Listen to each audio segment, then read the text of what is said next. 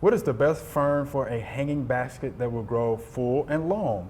Also, how do I care for it? Thank you. This is Tim from Statesville, North Carolina. Okay, Tim.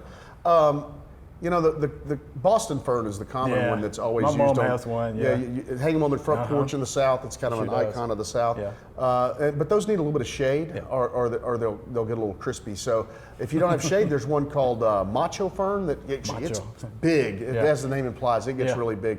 And they can be a really full basket for sure. Okay. So and they can bring those indoors and take them back out as well. You know, they're not tough enough to stay outside for the winter is what I'm saying. So you can bring them indoors, keep them inside as a houseplant, and then bring them back out in the spring. Okay, they're going to be happier outdoors on your front porch though, probably than they will in your heated home. Yes, I'm sure.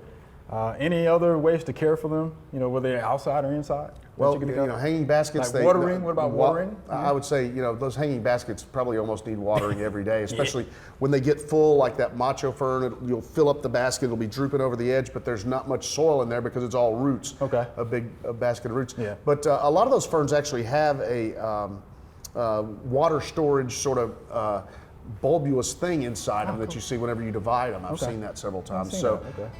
But regular watering probably daily, if not every other day, when the heat of the summer is probably required to keep those maintained.